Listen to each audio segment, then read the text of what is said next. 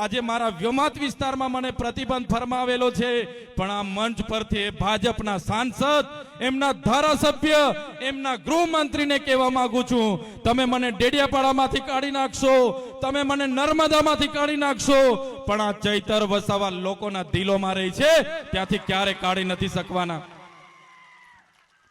ત્યારે આ ચૈતર વસાવાનું પૂરું કરી દેવા માટે કેટલાક નેતાઓ અહીંયા ગામડે ગામડે ફરે છે, સાંસદ અમારા પર ખોટા કેસ કરાવે છે, પણ આ ચૈતર વસાવા સાથે મારી માતાઓના આશીર્વાદ છે, મારા વડીલોના આશીર્વાદ છે, મારા યુવાનોનો સહકાર છે।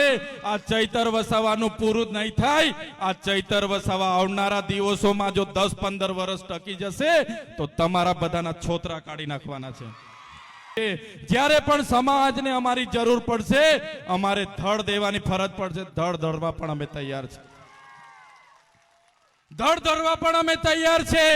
અને જે જગ્યાએ સપાટાવાળી કરવાની ફરજ પડશે એ જગ્યાએ સપાટાવાળી પણ કરી આપવા તૈયાર છે। જે જગ્યાએ પાડલિયાવાળી કરવાની ફરજ પડશે એ જગ્યાએ પોલીસ વાળાને, જંગલ ખાતા વાળાને પાડલિયાવાળી કરવા પણ અમે તૈયાર છે।